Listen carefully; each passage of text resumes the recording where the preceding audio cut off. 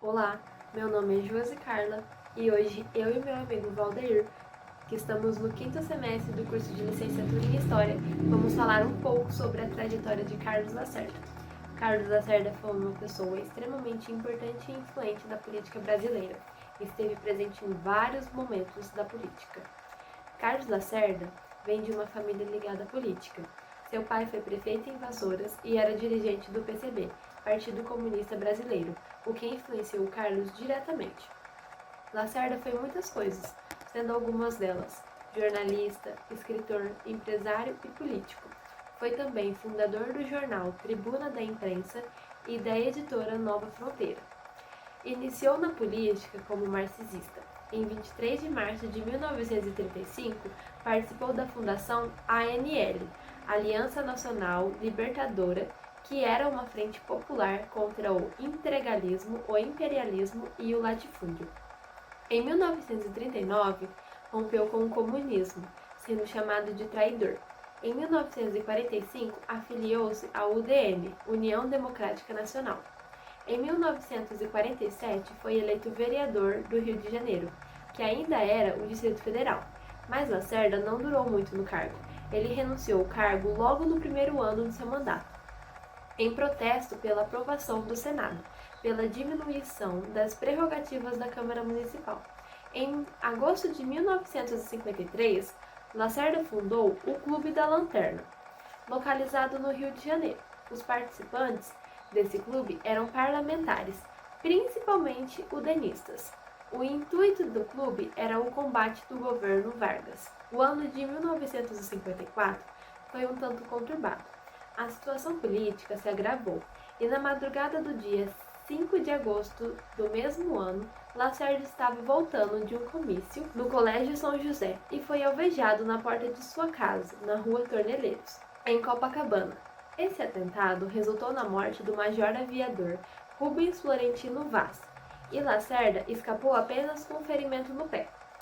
Esse atentado ficou conhecido como Atentado da Rua Torneleiros. No dia 12, 7 dias após o atentado, Lacerda lançou um editorial na Tribuna da Imprensa, induzindo as Forças Armadas e exigindo a renúncia de Vargas. Após a confirmação do envolvimento da guarda pessoal do presidente no atentado, a oposição intensificou sua campanha. No dia 22, a exigência da renúncia de Vargas se intensificou nos meios militares. No dia 24, Vargas se suicidou. Aqui deixo a minha parte do trabalho. Agora vou deixar o restante com o meu amigo Val. Após a morte de Getúlio, Café Filho assumiu de imediato a presidência da República e na sua nova composição de governo, cargos que eram ligados ao PTB e ao PSD foram substituídos por elementos próximos à UDN e por pessoas sem vínculo partidários. A partir de setembro de 1954, Lacerda desencadeou uma intensa campanha na Tribuna da Imprensa no sentido de adiamento das eleições de outubro, pois ele temia que a morte de Vargas pudesse garantir uma votação maciça aos candidatos PTBistas. E a partir de novembro, a sucessão presidencial se tornou o tema das discussões políticas no país, principalmente com o lançamento da candidatura de Juscelino Kubitschek, que era então governador de Minas Gerais, lançada pela mão do PSD. E em um artigo publicado no dia 4 de janeiro de 1955, na Tribuna da Imprensa, Lacerda defendeu a interferência dos militares na vida política do país, defendendo que ela tinha que ser entregue a mãos fortes. Em 19 de agosto, Lacerda publicou também na Tribuna da Imprensa o artigo intitulado Justiça, Liberdade, Autoridade e Reconstrução. Era um programa para um contragolpe, medida que ele achou necessário para uma crise política, e este que são dos partidos políticos com menos de 1 milhão de votos, e o adiamento das eleições de 3 de outubro de 1955 para, no mínimo, 1 de janeiro de 1956. Mesmo com o pedido de adiamento das eleições, as eleições foi sim realizadas no dia 3 de outubro, foi garantida pelo Exército. E iniciadas as apurações, à medida que Juscelino ia vencendo, a UDN e seus aliados tentaram entrar numa batalha judicial, pedindo a anulação da eleição. Mesmo assim, a vitória de Juscelino foi dada. Lacerda, ele firme na sua proposta, ele continuou publicando na tribuna da imprensa violentos artigos, defendendo a interdição da posse do eleito e pedindo a intervenção militar na política nacional do Brasil. Em uma entrevista, o general Lott ele acusou Lacerda de ser um dos líderes da conspiração que visava na intervenção do Poder Judiciário e na dissolução do Congresso e a entrega de uma chefia do Executivo ao militar. E depois dessas acusações, ele foi para Cuba, depois foi para os Estados Unidos. E durante sua estadia nos Estados Unidos, Lacerda ele trabalhou como um correspondente da tribuna da imprensa e colaborou com os jornais O Globo e o Estado de São Paulo. E no mês de novembro ele retornou ao Brasil. Lacerda várias vezes fez muitas críticas ao governo de Juscelino Kubitschek, acusando de corrupto, responsável pela inflação, o seu alto custo de vida e atacando pelos gastos com a construção da nova capital. E em 1959, Lacerda, ele, com um acordo com o UDN, em uma agressiva campanha para derrubar a união entre o PSD e o PTB, Lacerda ele começou a articular uma campanha com o ex-governador de São Paulo, Jânio Quadros, a presidente da República. Nas eleições do ano seguinte, ele se tornou o principal defensor da candidatura de Jânio Quadros e Lacerda também desenvolveu uma intensa campanha a favor do seu candidato.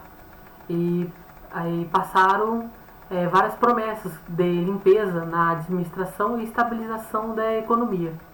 Lacerda ele participou casualmente na campanha eleitoral de Jânio, já que ele estava preocupado em articular a própria candidatura ao governo do estado de Guanabara.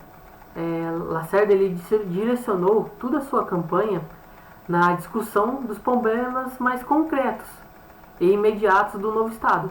Ele criticou muitas vezes a campanha do Sérgio Magalhães, que era seu forte concorrente, e que pela primeira vez estava tomando consciência que era um estado com interesses locais a defender.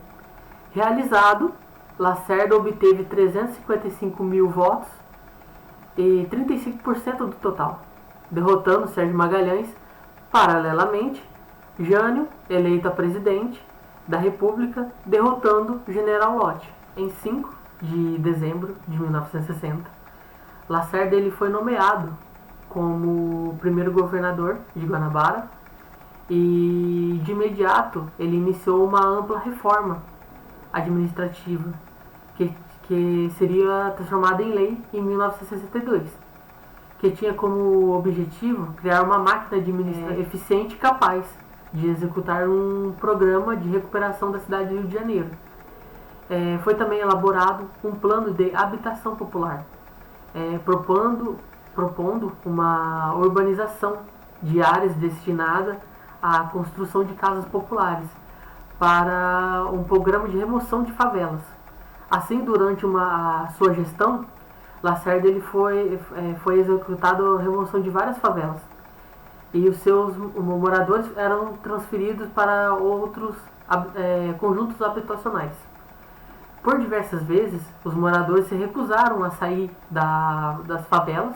Houve um incêndio na favela do Morro do Pasmado, de causas ignoradas, que ocorreu ao mesmo tempo que processava a remoção dos moradores das favelas, que alcançou uma grande repercussão na época.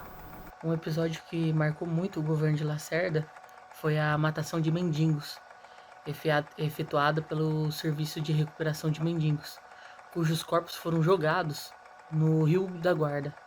Esse caso foi ocorrido em 1962, teve repercussão internacional e, apesar de ter punido os culpados, Lacerda continuou a ser acusado por seus adversários, o mais elevado dos investimentos durante o governo dele, concentraram-se no setor de obras públicas, principalmente no programa de abastecimento de água e esgoto.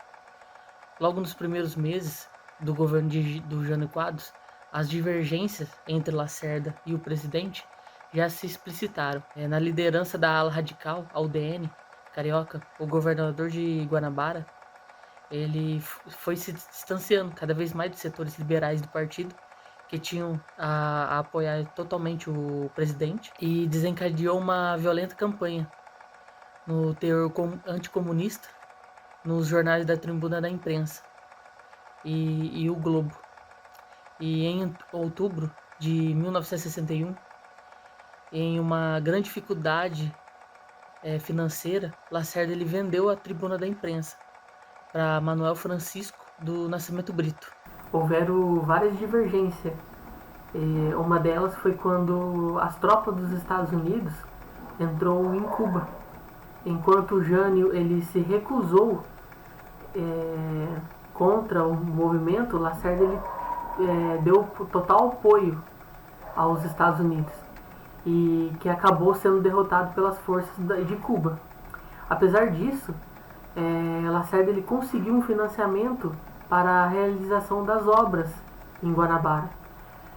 4 bilhões de cruzeiros dirigidos para uma área de abastecimento de água e esgoto, favelas, hospitais, prevenção de enchentes, assistência ao menor, turismo, 250 milhões para o COPEG e 31 milhões para a construção de escolas primárias e para o programa de educação de adultos.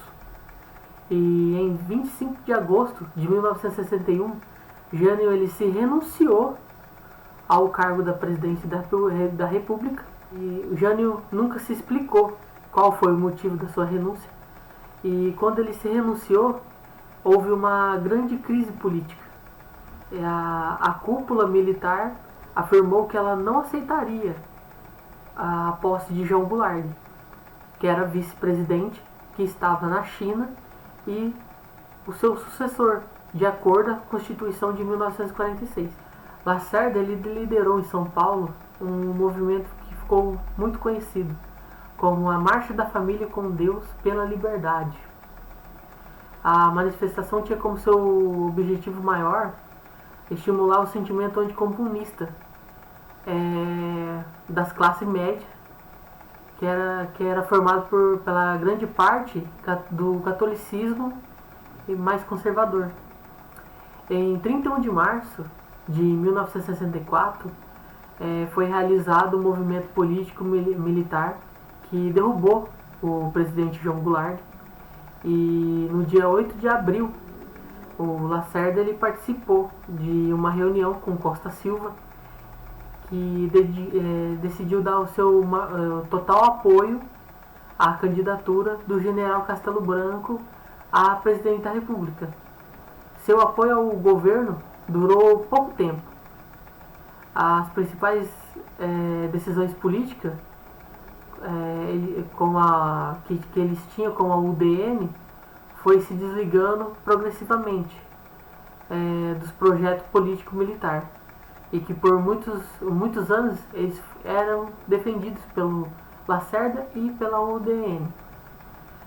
Durante o ano de 1965, ele continuou divergindo o governo federal, tendo por várias ocasiões criticando abertamente Castelo Branco. A suspensão das eleições diretas a presidente da República, e Castelo Branco colocou um ponto final nas pretensões de Lacerda, que, frustrado com os rumos dos acontecimentos, se afastou do governo do estado de Guanabara em 4 de novembro de 1965. Em setembro de 1966, foi fundada a Frente Ampla, reunindo Lacerda, que foi seu principal articulador, além de Kubitschek e Goulart. Atento às articulações da frente, o governo ele desconfiava do que o principal objetivo da frente era de minar a aprovação do nome Costa Silva pelo Congresso. Os militares da linha dura ameaçaram retirar a cobertura que sempre haviam dado a Lacerda, caso ele prosseguisse na tentativa de acordo com os banidos pela Revolução. Em 28 de 1966, a Frente Ampla foi lançada como um manifesto, dirigido ao povo brasileiro, publicado na Tribuna da Imprensa, e no dia 5 de abril de 1968 foram proibidas todas as atividades da Frente Ampla, diante a um agravamento da situação política no país. E no dia 13 de dezembro de 1968 foi editado o Ato Institucional número 5, conhecido como AI-5.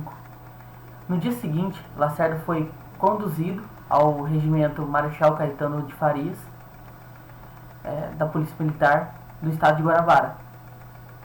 Após uma semana de greve de fome, ele foi liberado e no dia 30 de dezembro teve todos os seus direitos políticos suspensos por 10 anos. No início de 1969, ele viajou para a Europa e em seguida foi para a África. De volta ao Brasil, ele dedicou-se às suas atividades das suas próprias propriedades, algumas empresas, outras coisas do tipo. Ele colaborou ainda com o jornal O Estado de São Paulo e o Jornal do Brasil, sob o pseudônimo de Júlio Tavares. Carlos Lacerda, ele faleceu no Rio de Janeiro no dia 21 de maio de 1977. Teve 3 filhos e ele também, além do todo o trabalho dele como jornalista e político, ele também trabalhou como tradutor de vários livros. Vou deixar o nome de todos os livros aqui e muito obrigado por ter assistido a gente.